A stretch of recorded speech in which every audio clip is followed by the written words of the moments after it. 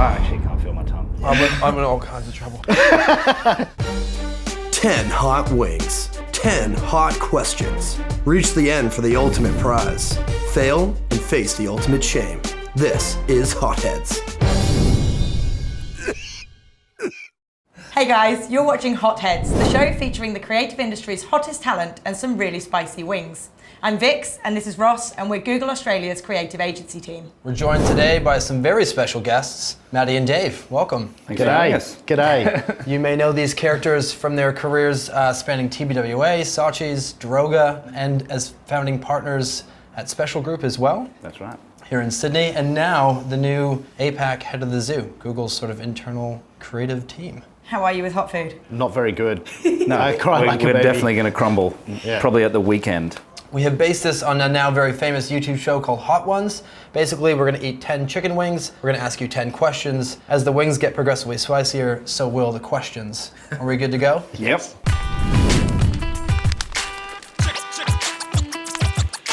This is sriracha. It's not gonna be that hot. Let's just dig in. It's also not, it's pretty... It's also going to be quite It's also room salmonella. Over the years, you guys have consistently knocked out some amazingly iconic Australian ads. What's the secret to making the perfect Aussie ad? The perfect Aussie ad. Well, I think we're yet to do that. Yeah. We've given it a go a few times. I reckon it's curiosity, actually. The most interesting Aussie ads every year are always changing, and it's always tapping into something that's different, happening with culture or technology or, you know, society. So I suppose, if anything, it's probably that we've just done lots of silly things over time, and occasionally some of them stick. There is a basic fundamental of respect for the audience, Yeah. and I think that is timeless. And I guess if you start there, there's no real secret. There's no silver bullet. There is no secret. Yeah.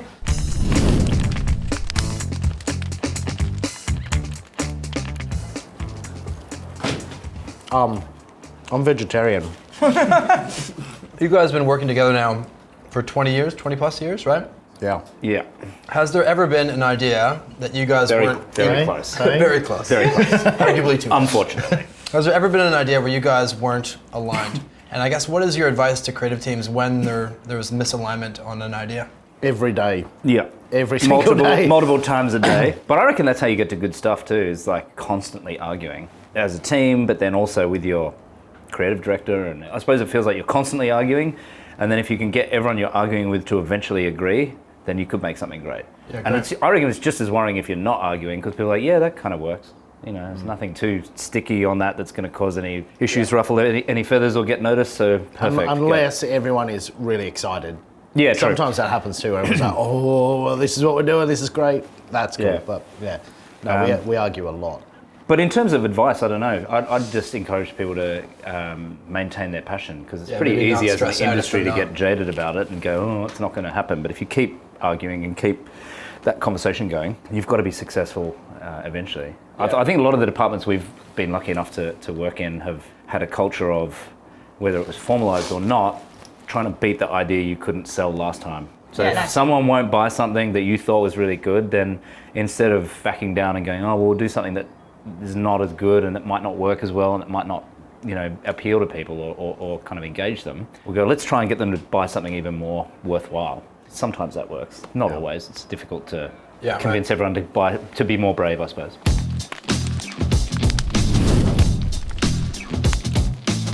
I like Cholula. I think Cholula should have been further down the handle. That would be a good entry source for me. Okay, so sticking with the passion theme, Dave, we were having a conversation last Friday, and I think you kind of said that you've got over 9,000 records. Yeah, I'm a weirdo. Okay, picture the scene. The house is burning down. You can save one. Which one is it? It's already in a box. I've got the Fireproof. I've got the house catches on fire box, because that has actually happened to me before. And the building next to my apartment when I was in Camperdown burnt down. And after that, I decided there would always be a box that family photos, few records. The meters?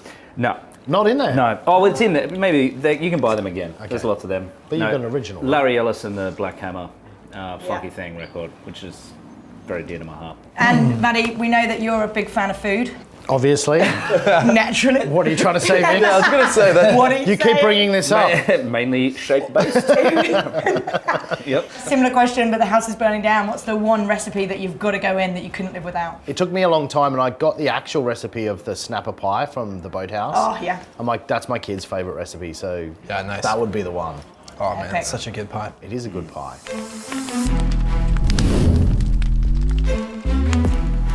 We can taste the smokiness. Yeah. When we spoke to Damon Stapleton in Cannes, Yes. he was saying that creative people often don't necessarily follow the same career path. They may have a few different careers in expressing themselves as creatives. If we were to talk to sort of 15-year-old Matty and Dave, what do you reckon they thought they would have become when they were older as a career? And was it something creative? First of all, Damon Stapleton is a liar.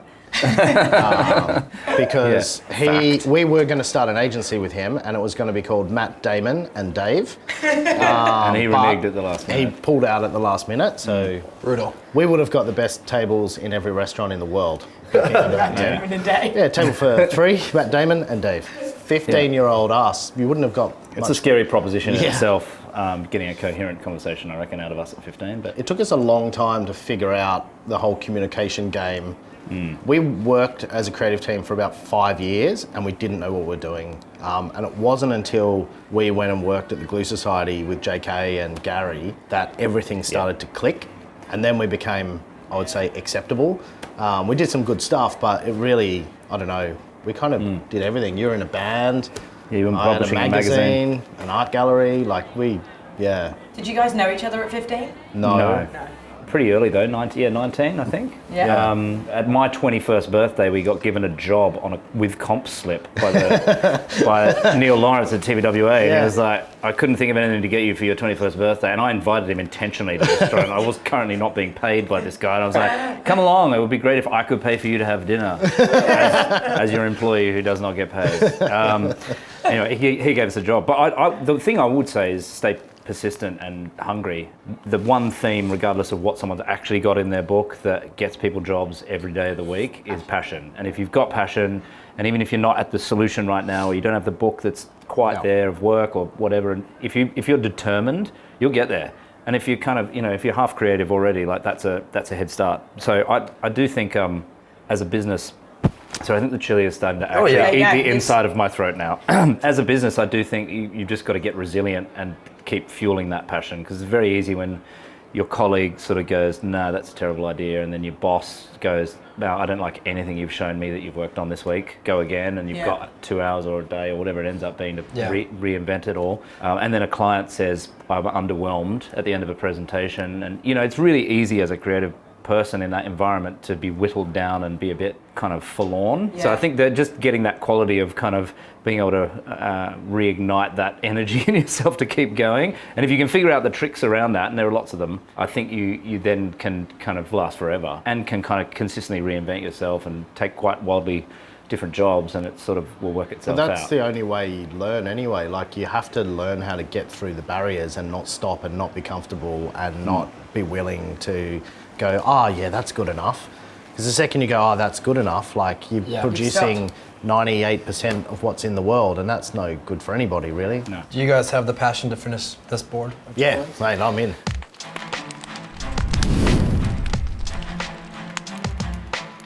That's all right.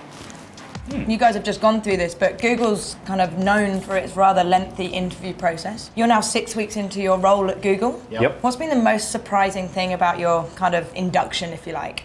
We'll quote John Merrifield here, if we can. He said to us early on... This is being filmed. I know. Yeah. He said for years he felt like he's been swimming with sharks, and now he feels like he's swimming with dolphins. And it's a kind of a really weird analogy, but the things that we're allowed to do and trying to do are for the betterment of not just the industry, but potentially society as a whole. And that's an epic place to start. Like, that's your kind of benchmark. So, man, if we can't do it here, then we are hacks. Yeah, which we probably could. Which we are as well. Could be. But, I also would add to that imposter syndrome. Just generally kind of walking around feeling like I'm not quite sure how I Good. ended up here, and I'm not quite sure if I'm allowed to be here. And there's some very smart people around, and we really don't. I hope fit they don't here. find out about us. And I suppose as a build to that, kind of what's next for the zoo? The zoo is really interesting in the fact that we get to look under the hood of Google and everything that it has, and then we collaborate with external partners, and our sole mission is to kind of redefine the creative canvas. So it's a really exciting brief and opportunity, and it's a lot of work to do, and it's across lots of different cultures as well. So I don't know exactly what's next, what's going to come out work-wise, but the positioning and the where we're going is super exciting. As people who've spent the best part of 20 years looking out of agencies at the rest of the world and kind of going, how can we make something happen? We're now, I feel, in a really good position to be inside a pretty amazing institution and company, and looking back out at brands and agencies and all our kind of people we've worked with over our career, and now can reimagine all the different ways we can work together. Because I think that opening up that kind of collaborative side is something that, as an agency person, I'd always wanted more of, and so we're now, I think, pretty excited about being able to try and flood the markets back with that stuff. And see awesome. what we can do.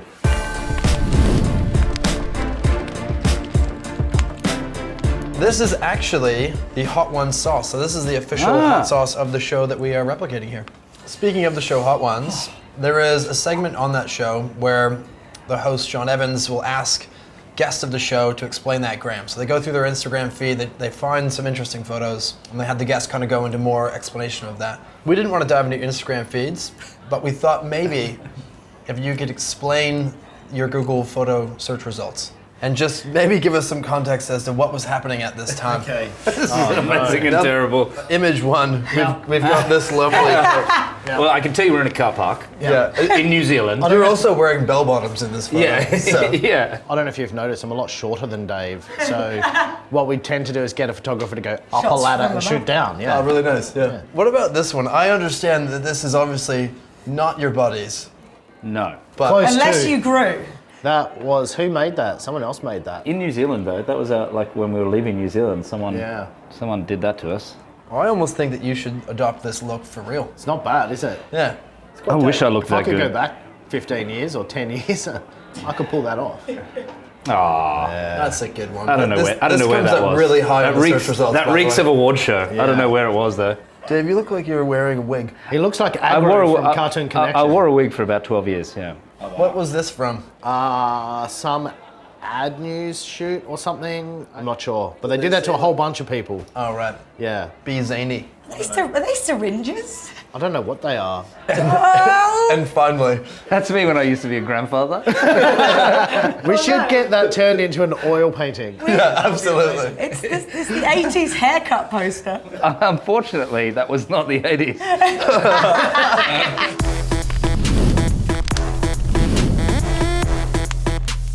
So you guys have just come from agency side. You've obviously in that time were kind of pitching and working on client briefs. Wanted to ask you what advice you've got for clients to get the best out of their creative agencies. We've always found that's hot, actually, isn't it? I'm so glad you're talking right now. Holy. Yeah, I don't know why I did double. You went Wow. twice. The best work we've ever got to has come from relationships that we've had with clients where you get to a point of trust. Yeah. Where you don't feel like you're kind of hoodwinking anyone or selling them. You understand the business, the problem, you understand the audience, you understand who you're talking to. Once you kind of get into that place, it's a really easy way to get to good work.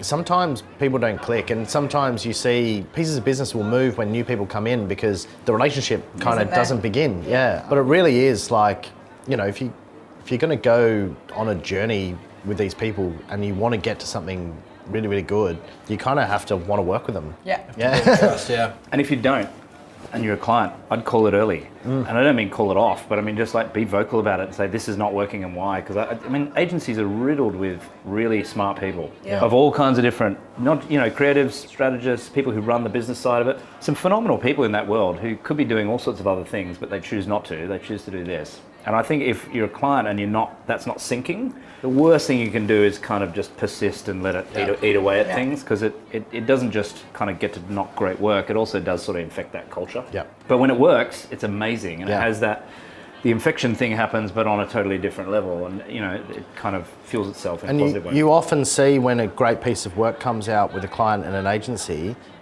it keeps coming out, whether it's stuff that's always out in market or it's more campaign-based things. They kind of get better and better and better as you go along that journey.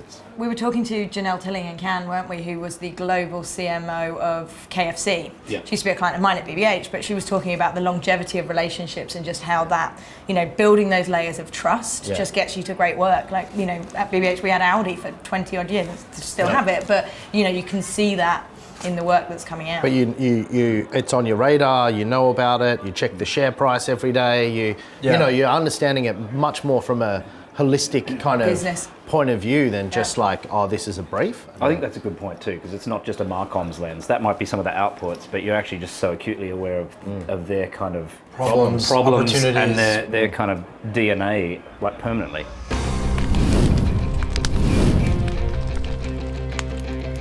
As that settles in, you guys have obviously run departments, creative departments, but as a founding partner at Special Group, did you feel that sort of necessity to make sure that the business is actually performing, did that affect at all the way you were evaluating ideas? Just knowing that, the money invested would have to perform? Kind of, but I think one of the main reasons we wanted to do that was not to make money, but to be able to make our own decisions.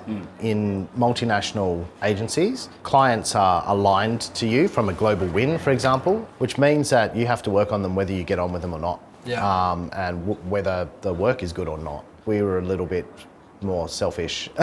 So we were lucky enough to be able to work with clients that we were able to attract and they wanted to work with us. Some didn't want to work with us, and that was cool. That's how it kind of works. And then the ones we did, built good relationships with, and being independent also meant a lot of our businesses or clients were, run by entrepreneurs. Whether it's Justin Hemmers or, the Harris brothers or even a Mason, they're all people who started those companies, and they're the people that we were dealing with, and that was really cool. Really cool. Yeah, right. But I do think it's weird when you're kind of involved in a company on that level. I just think it makes you care more about it. Yeah. You take it all personally. Sometimes it can be easy in a big organisation to feel like it's someone else's issue. And blame someone else, yeah, it's definitely not the case when it's when you sawed the desks and assembled them by hand. It's your fault.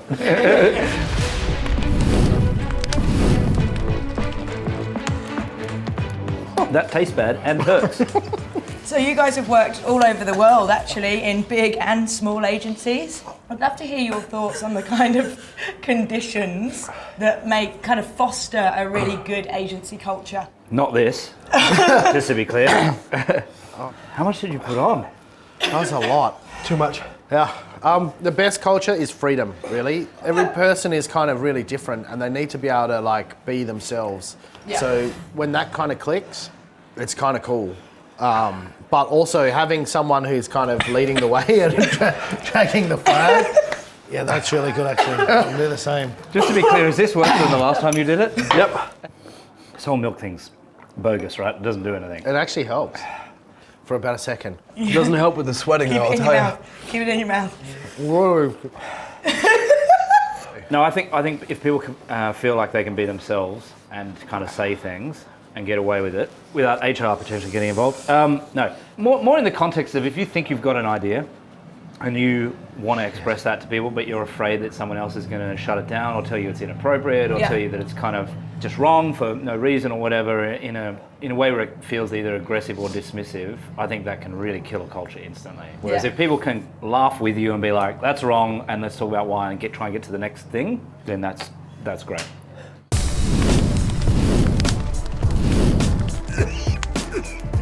Okay, we're on to the final wing.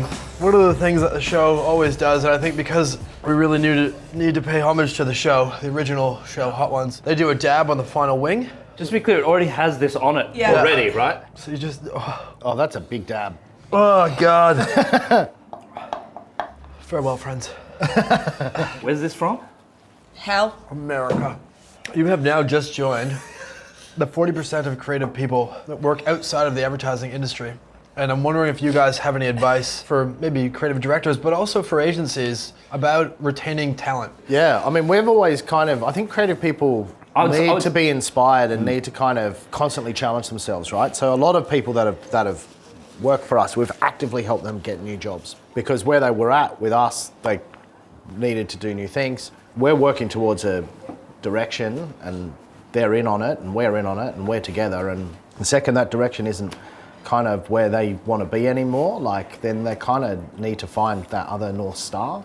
Yeah, I would just acknowledge that certainly every creative person I've ever worked with or who've worked for us has had a different kind of idea of what they want to do and what they want to achieve. And then even if they think it's locked down now, it'll change.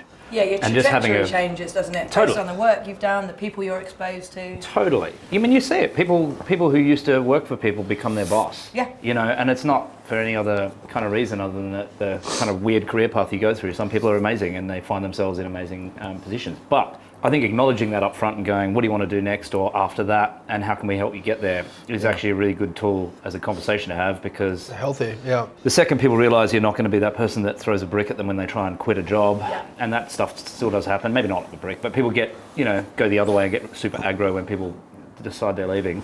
People contribute to and are a part of a culture in a totally different way if they don't feel threatened like that. Yeah. And if they go, you know what, one day if I change my mind, I don't like this, and I want to go to something over there, and that person might even help me do that, they will definitely go into bat harder for you every day, because they're like, cool, they know, they're going to do what they can to help me get there. Well, guys, thank you so much. Ross and I are super excited to have you guys join the zoo. We are super stoked to work with you and super happy that we finished the Hot Wing Challenge. Thank you for having us. Thanks for joining us. You get a hat. We'll give you a hat. Yes, I need a hat. Yeah, okay. Thank you very much, boys. Thank you. Awesome. Thank you. Enjoyed that. Thank you. We're looking forward to working with you. Indeed. And we're glad we don't have to do this again. Hotheads. Oh, thank you. Yeah, it's totally worth it, right? Yeah. Can we do it again for a second hat? Thanks for tuning in to this episode of Hotheads. For more episodes, check out our site, the Google Creative Broadcast. The broadcast also houses best-in-class campaigns, case studies, and more thought leadership from across all of Google's platforms and technologies.